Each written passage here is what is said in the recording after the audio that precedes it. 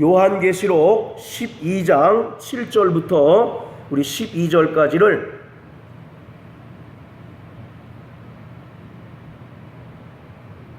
요한계시록 12장 7절부터 12절까지를 다 같이 합독하겠습니다. 시작.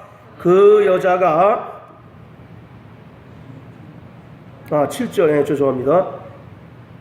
시작. 하늘에 그의 사자들이 용으로 더불어 싸울세 용과 그의 사자들로 싸우나 이기지 못하여 다시 하늘에서 저희의 있을 곳을 얻지 못한지라. 큰 용이 되어 죽이니 옛뱀 곧 마귀라고도 하고 사단이라고도 하는 온 선을 빼는 자라. 땅으로 되어 죽이니 그의 사자들도 저와 함께 되어 죽이니라.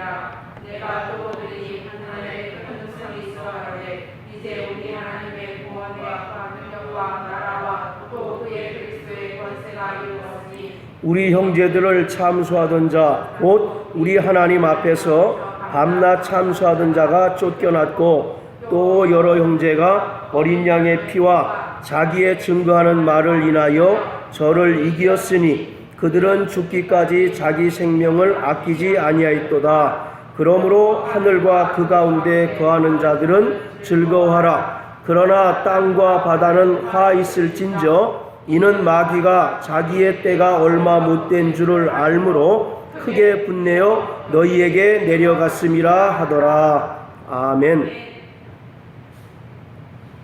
지난주에 이어서 오늘은 하늘에서 있었던 전쟁에 관한 이야기입니다. 요한계시록의 관심은 오직 교회와 성도에게 있습니다. 그래서 이 세상에서 예수님의 피로 사신 교회가 최종적인 종말을 향해서 갈 때에 어떠한 모습으로 이 땅에서 존재하고 있는가, 그리고 장차 어떠한 영광을 누릴 것인가를 기록하고 있는 것입니다. 교회는 이 세상에서 필연적으로 마귀의 공격에 저항하고 대적하는 전투적인 모습을 띄어야 합니다. 그리고 동시에 승리하는 모습을 가지고 있는 것이 교회인 것입니다. 히브리서 12장 4절에 보면 너희가 아직 죄와 싸우되 피 흘리기까지 싸우지 아니하였다라고 말씀하고 있는데, 여기서 이 죄라고 하는 것은 우리 안에 있는 육체의 정욕을 이야기하기보다는 마태복음 6장에 보면 주기도문에 악에서 구하옵소서라고 할 때 이 악이 어떤 우리가 어떤 이야기하는 선과 악 그런 개념이 아니라 악한 자라고 하는 의미거든요. 그래서 악한 자에게서 우리를 구하여 주옵소서라고 하는 것처럼 히브리서 12장 4절에 죄와 싸우되라고 하는 말은 우리 육체의 정욕과 싸운다는 의미보다는 죄악된 세력과 피 흘리기까지 목숨을 건 일전을 하는 것이 우리의 신앙생활이라고 말씀하고 있는 거예요. 요한계시록을 통해서 우리는 교회의 현재의 모습과 미래의 모습을 동시에 보고 있습니다. 교회의 현재의 모습은 어떤 모습이었습니까? 이 땅에서 로마 황제의 그 핍박으로 인하여 고난당하고 있는 모습을 그리고 있어요. 그래서 계시록 2장부터 3장까지 소아시아에 있는 그 7교회가 한결같이 많은 핍박과 궁핍과 고난 가운데서 신음하는 모습을 우리가 보았습니다. 그것이 교회의 현재의 모습이에요. 그런데 동시에 교회의 미래의 모습, 승리하고 또 하나님의 영광을 누리는 미래의 모습을 동시에 보여주고 있습니다. 뿐만 아니라 요한계시록은 이 땅에 세워진 주님의 몸된 교회는 끊임없는 마귀의 시험과 도전을 받고 있음을 우리에게 말씀해 주고 있습니다. 그런데 중요한 것은 우리 성도들이 이 땅에서 끊임없이 치르고 있는 이러한 영적인 전쟁은 창세 전에 하늘에서 있었던 용과 미가엘 천사장과의 큰 전쟁에 기원을 두고 있다는 것입니다. 다시 말씀드리면 이 세상에서 우리 성도들이 크고 작은 영적인 싸움을 치르고 있는데 그 영적인 싸움은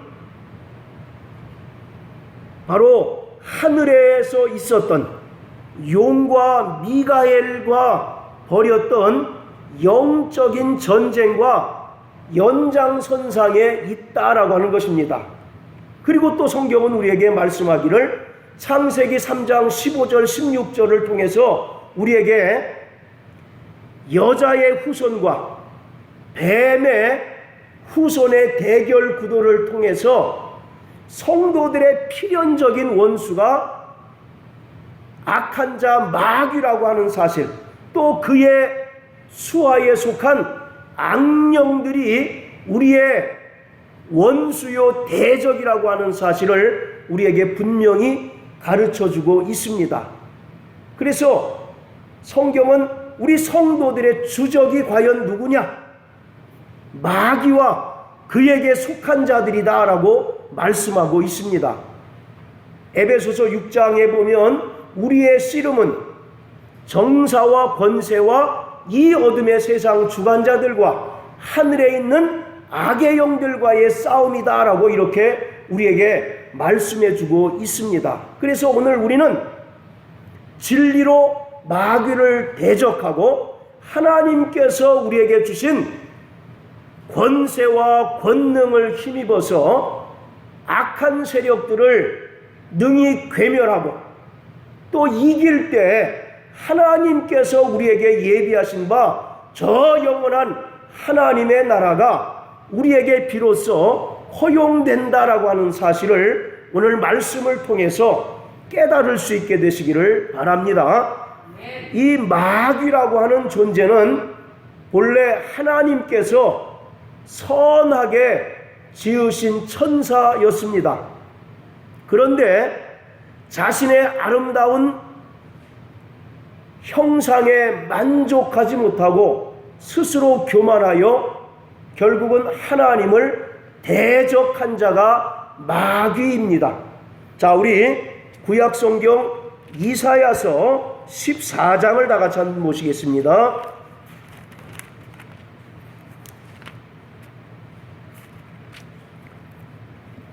이사야서 14장 12절부터 우리 15절까지를 다 같이 읽습니다.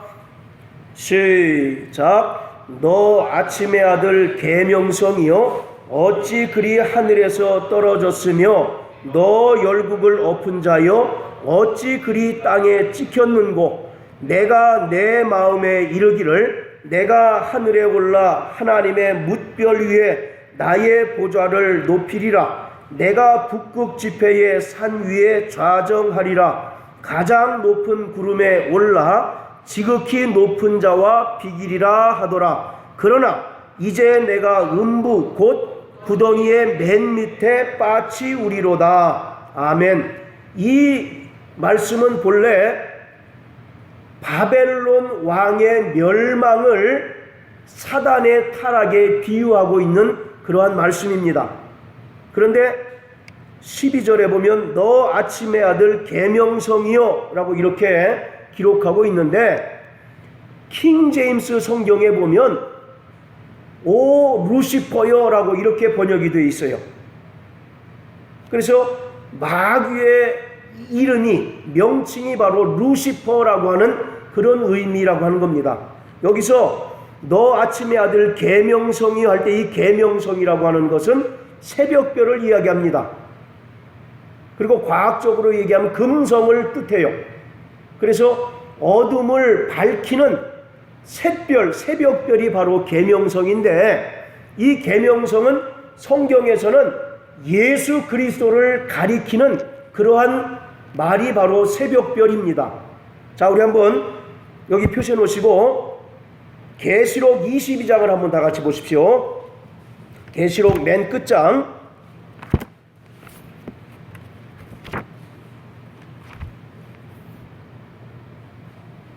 16절 보시면, 나 예수는 교회들을 위하여 내 사자를 보내어 이것들을 너희에게 증거하게 하였노라. 나는 다윗의 뿌리요 자손이니 곧 광명한 뭐라고요?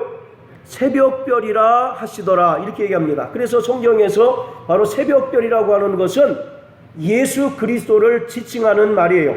그래서 이사야서 14장은 오역으로 우리가 이렇게 볼 수가 있는 것입니다. 자, 그리고 또 베드로후서 1장을 한번 보십시오. 베드로후서 1장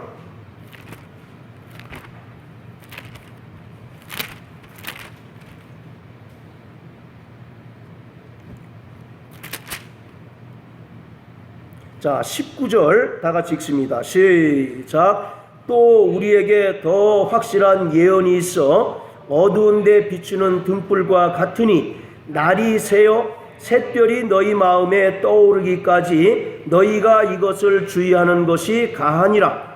거기서 샛별이라고 하는 말이 나오죠. 이것도 이제 그 새벽별을 이야기하는데, 이건 역시도 누구를 가리키고 있는 것입니까? 예수 그리스도를 가리키고 있는 것이거든요.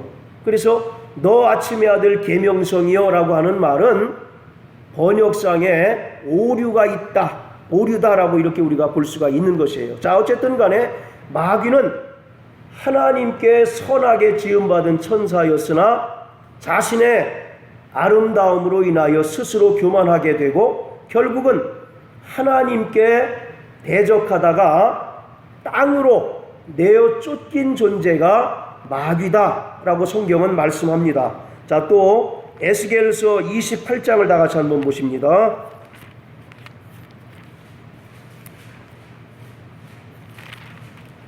에스겔서 28장 자 12절부터 우리 19절까지 좀 긴데요. 다 같이 한번 읽어보시겠습니다.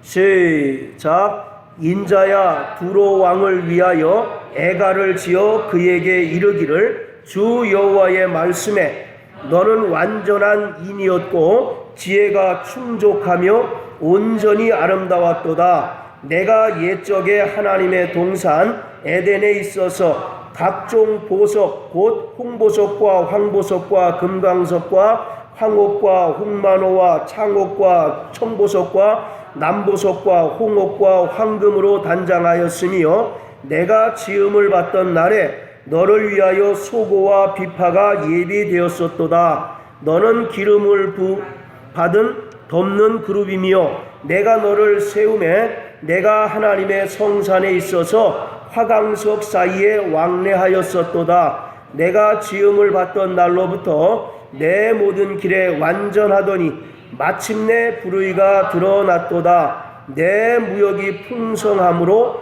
내 가운데 강포가 가득하여 내가 범죄하였도다. 너 덮는 구름아, 그러므로 내가 너를 더럽게 여겨 하나님의 산에서 쫓아내었고 화강석 사이에서 멸하였도다. 내가 아름다움으로 마음이 교만하였으며 내가 영화로움으로 내 지혜를 더럽혔으며 내가 너를 땅에 던져 열왕 앞에 두어 그들의 구경거리가 되게 하였도다. 내가 죄악이 많고 무역이 불의함으로 내 모든 성소를 더럽혔으며 내가 내 가운데서 불을 내어 너를 사르게 하고 너를 목도하는 모든 자 앞에서 너로 땅 위에 죄가 되게 하였도다.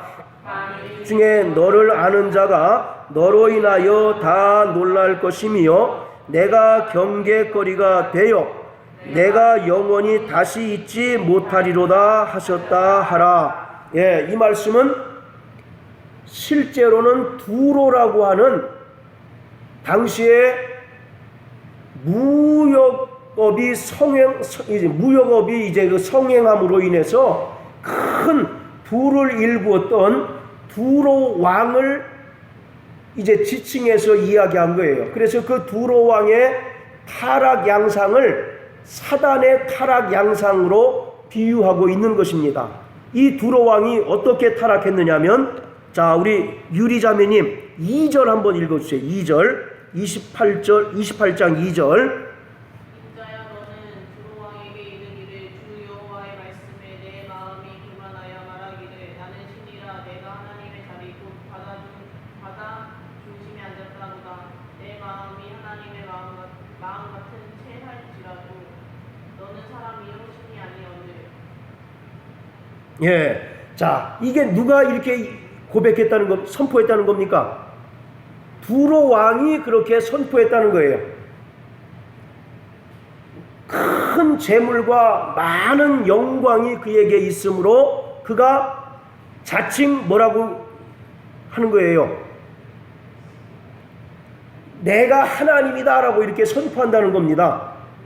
아무리 그가 권세와 또 영광과 물질이 뛰어난 왕이라 할지라도 하나님이 될 수 없거늘 그가 스스로 이르기를, 그래서 여호와의 말씀에 내 마음이 교만하여 말하기를 나는 뭐라고요? 신이라 내가 하나님의 자리 곧 바다 중심에 앉았다라고 이렇게 자기 스스로를 높였다라고 하는 겁니다. 그래서 이와 같이 피조물인 그 인간이 스스로 신격화함으로써 결국은 멸망했던 것처럼 그 타락한 모습이 누구에게도 나타났다는 겁니까? 바로 마귀에게도 그대로 나타났다는 거예요. 마귀가 본래 하나님의 선하신 존재요, 또 다른 천사들에 비해서 아름다운 형상을 가지고 있었음에도 불구하고 스스로 교만함으로써 결국은 하나님을 대적하다가 땅으로 내어 쫓긴 그러한 존재다라고 하는 겁니다. 자, 또 베드로후서, 신약성경 베드로후서 2장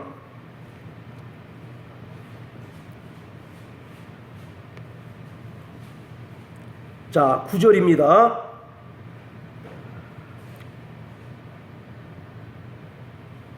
아, 4절 또 그리고 9절 두 절 읽습니다. 4절부터 읽습니다. 시작. 하나님이 범죄한 천사들을 용서치 아니하시고 지옥에 던져 어두운 구덩이에 두어 심판 때까지 지키게 하였으며.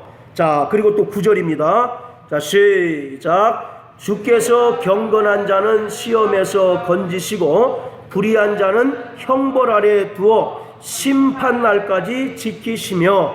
예, 하나님께서 범죄한 천사를 용서치 않으시고, 여기서 지옥이라고 하는 것은 최종적인 의미의 지옥이 아니라 넓은 의미에서의 바로 지옥을 말하고 있습니다. 그러니까 계시록에 나오는 영원히 꺼지지 않는 지옥 불못이라기보다는 천사들이 갇히기를 굉장히 두려워했던 무적행, 그리고 이 음부조차도 바로 지옥의 일부라고 하는 그런 개념에서 지옥이라고 하는 단어를 쓰게 된 겁니다. 자, 또 유다서 6절을 다 같이 한번 보십니다. 계시록 바로 앞에 있는 유다서 6절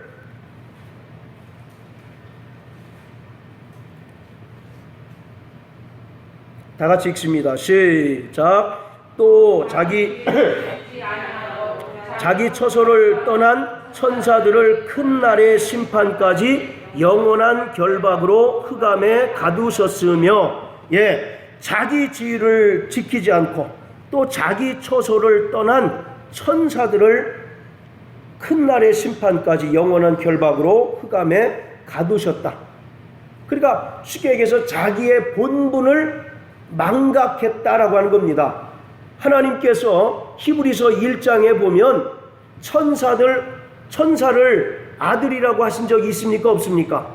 없지요. 다만 그는 섬기는 자라고 분명히 말씀하고 있어요. 그럼에도 불구하고 스스로 자기의 외모, 아름다운 형상에 도취되어 버림으로 말미암아 드디어 이제 교만이 드러나게 되고 그 교만의 끝이 하나님을 대적하게 되는 거죠. 그러다가 결국은 하나님께 심판을 받아서 내어 쫓겼다라고 이렇게 성경은 말씀합니다. 그것이 오늘 요한계시록 12장 7절부터 12절까지의 말씀인 것입니다. 이처럼 천사는 본래 하늘에서 하나님을 섬기던 자들이었었는데 그가 자기 지위를 떠나고 자기 처소를 지키지 아니함으로써 하나님께서 그 천사를 용서치 아니하시고 흑암에 가두셨어요. 그리고 이 땅에서 천사는 첫사람 아담과 하와를 유혹합니다. 창세기 3장에 나오죠. 하나님께서 동산 중앙에 있는 선악을 알게 하는 나무는 정녕 먹지 말라. 먹는 날에는 정녕 죽으리라. 라고 이와 같이 하나님께서 아담에게 말씀하셨건만 창세기 3장에 보면 간교한 뱀이 하와에게 나타나서 그것을 먹으면 죽는 것이 아니라 오히려 너희의 눈이 밝아져서 너희가 하나님과 같이 될까봐 하나님께서 그것을 금하셨다라고 이와 같이 유혹을 합니다. 그 말을 듣고 하와가 선악을 알게 하는 나무를 본즉 그의 모습이 어떻게 됩니까? 먹음직도 하고 지혜롭게 할 만큼 탐스럽기도 하여서 그것을 먹고 자기 남편에게도 이제 그 주잖아요. 바로 이와 같이 하늘에서 범죄함으로 내어 쫓긴 천사가 이 땅에서 첫사람 아담과 하와를 유혹하여 범죄케 함으로써 타락하게 만든 원흉이 바로 마귀입니다. 그래서 죄의 기원은 바로 이 마귀에게 있는 거예요. 그래서 요한일서 3장 8절에 보면 하나님의 아들 예수가 나타나신 것은 마귀의 일을 멸하려 하십니다라고 이렇게 성경은 말씀하고 있습니다. 이처럼 마귀는 실제하는 존재입니다. 어떤 FX 영화에나 또는 공상 소설에 나오는 가상의 존재가 아니라 실제하는 존재이고 성도는 끊임없이 마귀와 그에게 속한 악한 세력들과 아까 히브리서 12장 4절에 뭐 할 때까지 대항하라고요? 피 흘리기까지. 그러니까 목숨을 담보로 해서 그 악한 세력들 마귀와 그 수하들과 싸워야 된다라고 말씀하고 있어요. 그 싸움은 단순히 이 세상에서 어떤 영토를 빼앗는 그런 차원이 아니라 영원한 생명을 걸고 일대 결전을 벌이는 그러한 영적인 투쟁, 바로 영적인 싸움이다라고 말씀하고 있어요. 그래서 진자는 이긴 자의 종이다라고 말씀한 것처럼 우리가 신앙생활을 통해서 끊임없는 영적인 싸움을 벌이는데 그 영적인 싸움을 벌이게 되면 결국은 우리는 또다시 마귀에게 속하고 마귀의 종이 됨으로 말미암아 마귀를 위하여 예비한 영영한 지옥 불못에 던져질 수밖에 없는 그런 불행한 경우를 당할 수밖에 없다라고 하는 겁니다. 그러나 반대로 우리가 이 치열한 영적인 싸움에서 승리를 하게 되면 하나님께서는 이기는 자에게 약속하신 그 영광의 나라를 상속시켜 주신다라고 성경은 우리에게 말씀하고 있어요. 그래서 오늘 우리는 우리의 신앙생활 자체가 저 영원한 내세를 걸고 치르는 일대 영적인 전쟁이라고 하는 그런 관점에서 우리의 신앙생활을 돌아봐야 하는 겁니다. 그냥 신앙생활을 해도 그만 안 해도 그만 그런 차원이 아니라, 그리고 우리가 종교인들과 같이 그냥 형식적으로 예배드리는 또는 형식적으로 어떤 의식을 치르는 차원이 아니라 바로 우리의 신앙생활 자체가, 다시 말씀드리자면 바로 저 영원한 내세를 걸고 담보하고 악한 세력들과 싸우는 일대 전쟁이라고 하는 사실, 그러한 관점으로 바로 우리는 우리의 신앙생활을 돌아봐야 된다는 겁니다. 바로 이와 같이 성경은 하나같이 전쟁 이야기입니다. 창세기 3장에도 보면 뱀의 후손과 여자의 후손의 전쟁이 있고, 또 계시록에는 얼마나 치열한 악한 세력들과의 영적인 전쟁들이 있습니까? 그리고 또 여러분들 구약 성경을 읽어보셔서 아시겠지만 끊임없이 이스라엘의 전쟁 이야기가 기록된 것 아니겠습니까? 그들이 하나님을 순종하고 하나님을 의지할 때는 하나님께서 이스라엘을 대신하여서 이방인들을 물리쳐 주시지만, 그러나 그들이 하나님의 말씀을 떠나고 우상을 섬길 때 하나님께서는 오히려 이방인들을 통해서 이스라엘을 멸망시키는 그런 이야기들이 기록되어 있는 것이 바로 구약 성경이에요. 그리고 또 마태복음 4장 17절에 보면 예수님께서 침례 요한에게 침례를 받으신 후 공생애를 시작하실 때 첫 번째 하셨던 말씀이 뭡니까? 회개하라, 천국이 가까웠느니라 라고 하신 말씀은 이 세상 임금인 마귀를 향하여 하나님의 아들인 예수께서 선전포고를 하신 말씀이에요. 그냥 단순히 내가 왔다라고 하는 차원이 아니라 이 마귀가 지배하는 세상, 또 그 세상 임금인 마귀에게 전쟁을 선포하는 바로 선전포고가 회개하라, 천국이 가까웠다라고 이렇게 말씀하고 있습니다. 그래서 성경은 창세기로부터 계시록까지 무수하게 전쟁 이야기가 넘쳐나고 있다. 그것은 결국은 우리 성도들의 신앙생활 자체가 치열한 영적인 전쟁임을 분명히 반증해주고 있는 겁니다. 그래서 우리는 피 흘리기까지 싸워야 하는 겁니다. 할렐루야. 그런데 우리가 이러한 싸움에서 분명히 알아야 될 것은 하나님의 의지나 허락 없이는 마귀는 아무것도 할 수 없는 그러한 존재임을 분명히 인식해야 돼요. 여러분, 우리가 보통 마귀 그러면 굉장히 힘이 세고 권세가 많은 그런 존재쯤으로 생각하지 않습니까? 그런데 성경은 보면 성경은 마귀도 결국 하나님의 피조물에 불과하지 않습니까? 그리고 하나님의 주권 아래 있는 그러한 존재로서 하나님께서 허락하지 않으시면 아무런 일도 할 수 없는 그런 존재임을 우리가 먼저 알아야 되는 거예요. 여러분들 욥기서를 보시면 잘 알잖아요. 자, 우리 한번 욥기서를 한번 보실까요? 구약 성경. 자, 욥기서 1장입니다.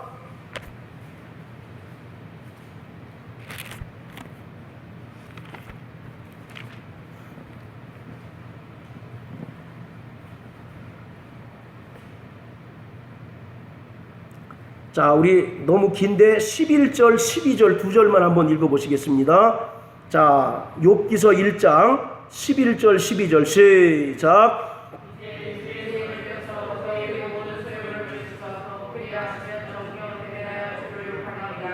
여호와께서 사단에게 이르시되 내가 그의 소유물을 다 내 손에 붙이노라. 오직 그의 몸에는 내 손을 대지 말라. 사단이 곧 여호와 앞에서 물러가니라. 지금 사단이 누구의 명령을 듣습니까? 하나님의 명령을 듣잖아요.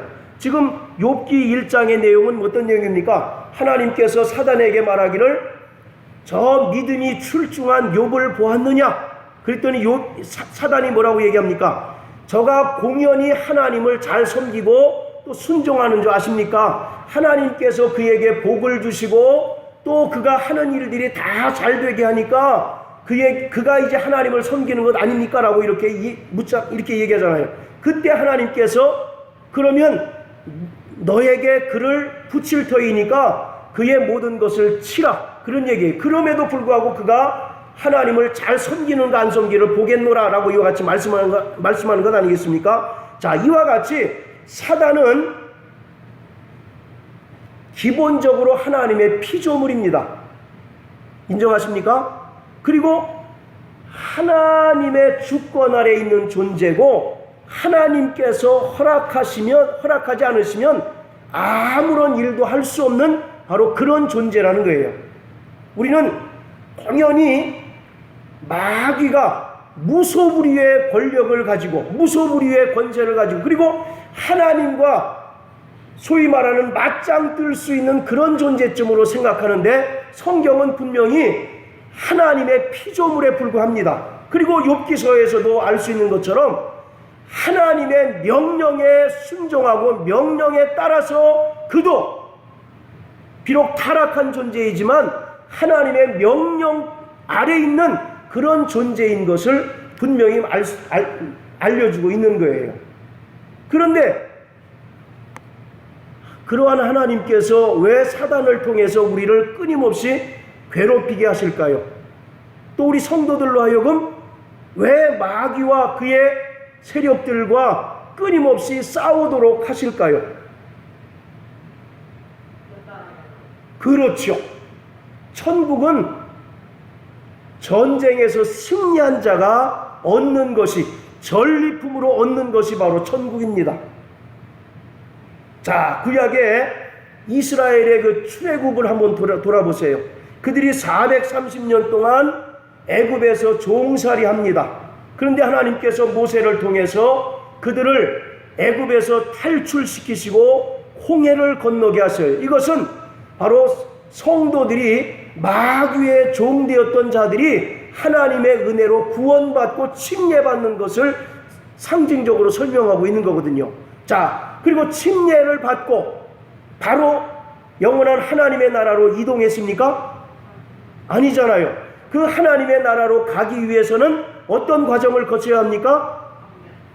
광야 40년이라고 하는 그 여정을 거치는 거예요. 그 과정 동안 끊임없이 연단되어지고 하나님의 사람으로 다듬어진 사람들만 가나안 땅에 들어가게 되는 거예요. 마찬가지로 오늘 우리는 본래 마귀에게 속하여 죽기를 두려워하는 죄의 종노릇 하는 자들이었으나 예수 그리스도의 그 은혜로 구원받았습니다.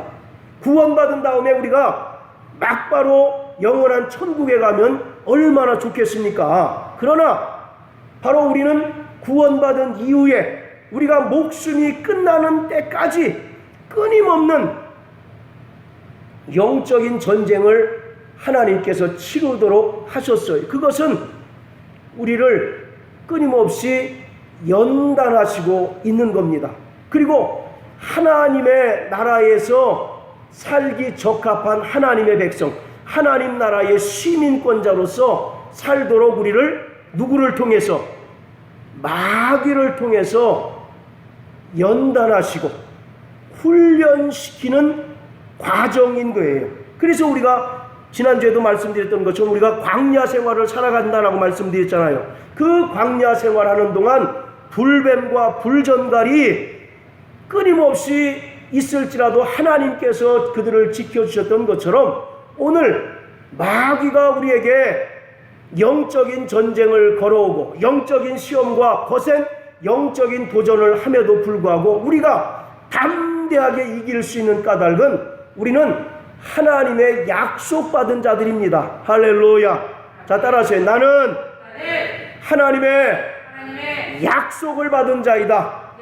그 약속이 뭡니까? 바로 승리의 확신입니다. 할렐루야. 바로 승리의 약속이에요. 오늘 우리는 이미 이긴 싸움을 싸우는 거예요. 예수께서 이 세상에서 너희가 환난을 당하나 담대하라. 내가 세상을 이겼노라 라고 말씀하셨던 것처럼 우리는 세상에서 많은 고난과 어려움을 당하고 여러 가지 시험과 거센 도전에 직면하지만 우리는 이미 믿음으로 승리한 자들입니다. 할렐루야. 이미 하늘에서 용이 미가엘 천사장을 이기지 못하고 땅에 내어 쫓겼던 것처럼 오늘 우리는 이미 이겨놓은 싸움을 싸우는 자입니다. 그 승리의 확신에 대한 약속을 가지고 있는 자들이에요. 그렇기 때문에 우리는 이 땅에서 많은 어려움을 당하지만 사단에게 또는 마귀에게 압도당하지 아니하고 오히려 승리의 삶을 살아갈 수가 있는 것입니다. 이렇게 승리한 자들만 하나님께서는 영원한 하나님 나라에 들어가게 하시는 거예요. 출애굽 1세대 중에 모두 다 가나안 땅에 들어갔습니까? 누구만 들어갔어요? 출애굽 1세대 중에서는 여호수아와 갈렙 딱 2명만 들어갔고, 그 나머지는 광야에서 새로 태어나서 할례 받은 사람들만 가나안 땅에 들어갔던 것처럼, 오늘 우리는 이 땅에서 철저히 하나님께서, 그래서 하나님께서 부리시는 악신이라고 하는 표현이 사무엘상에 나오는 거죠. 하나님께서 부리시는 거예요. 사단도, 마귀도 그가 하나님의 어떤 권세를 초월해서 무소불위로 우리를 대적하고 도전하는 것이 아니라 하나님의 허락의 범위 내에서, 우리 대성형제 창세기 3장 15절 한번 읽으세요. 내가 너로 의자와 옷을 되게 하고 너의 손으로 의자의 손과 옷수가 되게 하리니 여자의 손은 내 머리를 상하게 할 것이요 너는 그의 발꿈치를 상하게 할 것이라 하시고, 그 밑에 종신토록 흙을 먹을지니라, 그 말씀이 있는 구절까지 한번 읽으세요. 3장 몇 절입니까? 그게 바로 밑에 있을 텐데. 하나님이 이르시되 내가 내 아내의 말을 듣고 내가 너더러 먹지 말라 나무 실과를 먹은즉 땅은 너로 인하여 소주를 먹고 너는 종식토록 수고하여야 그 소산을 먹으리라.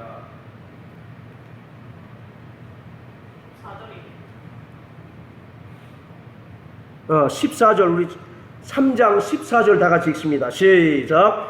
여호와 하나님이 뱀에게 이르시되 내가 이렇게 하였으니 내가 모든 육축과 들의 모든 짐승보다 더욱 저주를 받아 배로 다니고 종신토록 흙을 먹을지니라. 아멘.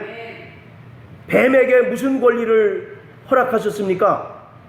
종신토록 흙을 먹을 수 있는 권리를 허락하셨잖아요.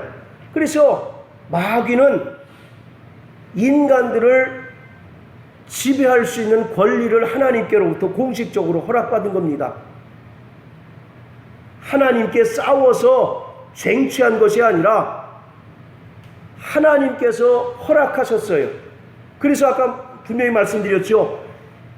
마귀도 하나님의 피조물이고 하나님의 주권 아래에 있는 존재로서 하나님의 명령에 따라서 행하는 그런 존재예요. 그래서 그 뱀에게 종신토록 흙을 먹을 권리를 허락하셨습니다. 그래서 마귀를 통해서 성도들을 끊임없이 시험하고 또 유혹하고 또 환난과 핍박을 통해서 성도들을 연단하고 더욱더 믿음에서 굳게 함으로써 저 세상의 어떤 소망이나 세상의 어떤 썩어질 것을 바랄 것이 아니라 저 영원한 하나님 나라만 바라보고 살도록 우리를 연단하시고 더욱더 믿음에서 굳게 하시도록 사용하시는 존재가 바로 사단 마귀입니다. 사단이라고 하는 뜻은 대적자 또는 고소자 그런 뜻이 있어요. 그래서 밤낮 참소하는 자 그런 말 있죠. 자, 우리 시편 109편 한번 다 같이 보시겠습니다.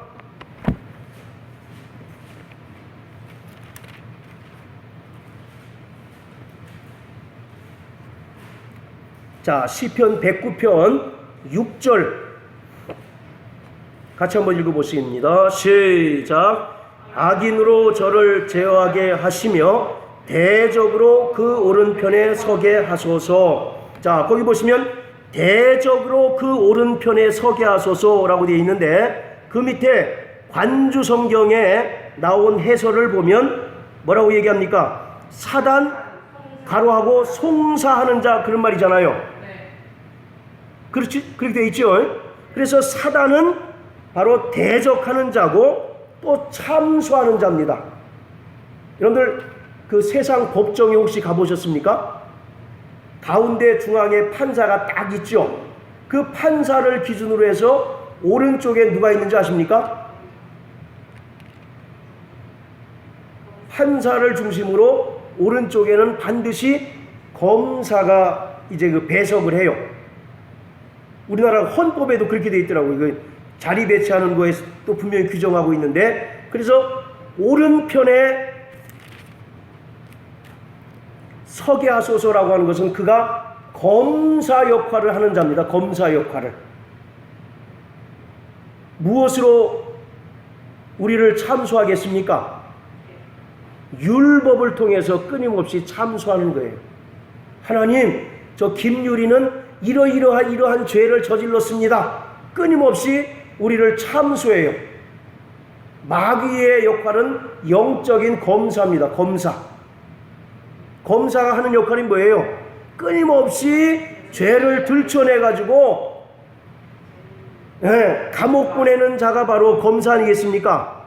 그래서 마귀는 영적인 검사로서 율법을 통해서 우리의 그 죄악을 들춰내가지고 우리를 지옥 보내게 하는 자가 바로 검사예요. 자, 그러면 검사 맞은편에는 누가 있습니까? 변호사가 있어요. 변호사가 누굽니까? 예수 그리스도. 요한일서 2장 1절에 보면 우리를 위해 대언하는 자가 계시니 예수 그리스도시다. 할렐루야. 그래서 마귀가 끊임없이 율법을 통해서 우리의 죄를 들춰내고 참소할지라도 우리의 변호자 되시는 예수 그리스도께서 맞습니다. 저 김유리는 과거에 이러이러한 죄는 다 저질렀습니다. 그래서 죽는 것이 마땅하오나 예수 그리스도의 흘리신 보혈로 모든 과거와 현재와 미래의 죄에서 다 자유한 몸이 되었으니 저는 무죄입니다라고 선언해 주시는 분이 누굽니까? 우리를 변호해 주시는 분이 누구예요? 바로 예수 그리스도. 할렐루야. 그래서 로마서 8장에 보면 그런즉 그리스도 예수 안에서는 결코 정죄함이 없나니 생명의 성령의 법이 죄와 사망의 법에서 우리를 해방하셨다라고 이와 같이 말씀하고 계신 겁니다. 자, 이와 같이 마귀는 끊임없이 우리를 참소하는 자입니다. 또 우리를 끊임없이 회방하는 자가 마귀의 마귀, 하나님과 우리 사이를 질투하는 겁니다. 하나님과 아담의 그 밀월 관계를 질투하는 자가 바로 마귀예요. 그래서 범죄하기 전에는 하나님과 아담이 얼마나 친밀하고 가까운 존재였습니까? 그러나 마귀가 그 틈을 이용해서 유혹함으로써 하나님과 인간이 원수가 되어버리고 말았죠. 그래서 마귀는 바로 정말 하나님과 인간 사이를 깨는 그러한 자입니다. 하나님과 인간 사이를 회방하는 자예요. 우리가 하나님을 더 사랑하지 못하게 하고 우리가 더 하나님 뜻대로 살려고 하는데 걸림돌이 되는 존재가 바로 마귀다라고 성경은 우리에게 말씀하고 있어요. 그래서 사단이라고 하는 말은 바로 대적하는 자, 하나님을 대적하고, 또 마귀라고 하는 뜻은 고소함으로써 하나님과 인간 사이를 떼어놓고 하나님과 인간 사이를 회방하는 자가 바로 마귀입니다. 마귀. 그리고 사단과 마귀 말고 성경에 마귀를 가리키는 일반 명사가 굉장히 많습니다. 대표적으로 세상 신, 고린도후서 4장 4절에 보면 이 세상 신이 믿지 않는 자들의 마음을 혼미케 하여, 그런 말씀이 있는데 바로 세상 신이 마귀의 마귀. 그래서 오직 그는 인간들로 하여금 자기만 경배하도록 하는 자가 바로 이 세상 신입니다. 또 요한복음 12장 31절에 보면 그는 세상 임금이라고 말씀하고 계세요. 그리고 에베소서 2장 2절에 보면 공중권세 잡은 자, 그런 표현이 있죠. 그와 같이 성경에는 사단, 마귀라고 하는 어떤 고유명사 말고 사단의 어떤 그런 하는 역할, 또 사역을 지칭하면서 그를 가리키는 이런 일반 명사들이 굉장히 많이 나옵니다. 어쨌든 사단은 끊임없이 하나님과 우리 사이를 회방하고 방해함으로써 우리를 영원히 꺼지지 않는 지옥 불못의 동반자로 삼는 자가 바로 사단이요 마귀입니다. 그리고 또 성경은 옛뱀이라고 이렇게 이야기를 하고 있어요. 자, 그렇다면 우리가 그러한 마귀와 그 수하에 있는 자들의 거센 도전과 시험을 이길 수 있는 승리의 원동력은 과연 무엇이겠습니까? 자, 오늘 다시 계시록 12장으로 돌아가서요.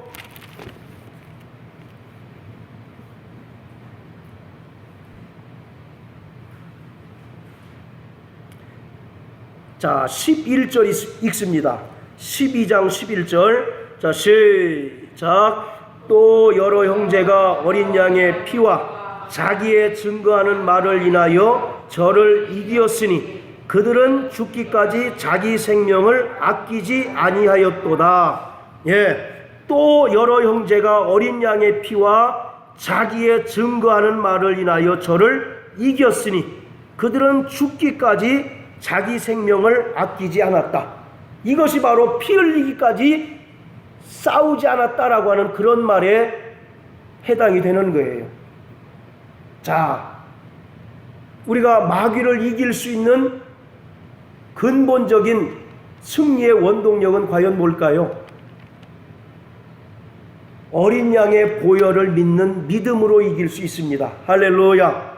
예수께서도 죽으시고 부활하심으로써 마귀의 권세를 깨뜨리셨던 것처럼 오늘 하나님의 은혜로 구원받은 우리 모든 성도들도 결국은 어린 양의 보혈을 믿는 믿음 안에서 하나님을 순복하고 마귀를 대적할 때 비로소 우리가 최종적인 승리를 쟁취할 수 있는 거예요. 자, 따라하세요. 나 영혼아, 어린 양의 보혈을 믿자. 할렐루야. 이 믿음으로 우리가 승리할 수 있습니다. 그리고 야고보서 4장 7절의 말씀처럼 하나님께 순복하라. 마귀를 대적하라. 그리하면 저가 너희를 피하리라 라고 이와 같이 말씀하고 계시잖아요. 오늘 하나님께서는 우리에게 승리할 수 있는 비결을 우리에게 허락해 주셨습니다. 그게 뭐예요? 결국 믿음으로 이긴다는 겁니다. 무엇을 믿느냐? 어린 양의 보혈을 믿고 또 철저히 이 땅에서 하나님께는 순복하고 또 마귀는 진리로 대적할 때 우리가 최종적인 승리를 얻을 수 있다는 겁니다. 근데 오늘 많은 사람들은 그 정반대로 신앙생활하기 때문에 어려움을 당하죠. 하나님께는 적당히 거리를 두고 누구하고 친합니까? 마귀와 아주 친밀해요. 그렇기 때문에 우리가 점점 더 영원한 하나님의 나라와는 멀어질 수밖에 없는 것 아니겠습니까? 그게 바로 신앙생활의 성패가 달린 거예요. 자, 따라서 하나님께는 어떻게 됩니까? 순복하라. 그리고 마귀는 대적할 때 그래야 마귀가 우리를 피한다라고 성경은 우리에게 분명히 말씀하고 있습니다. 자, 이 시간 다 같이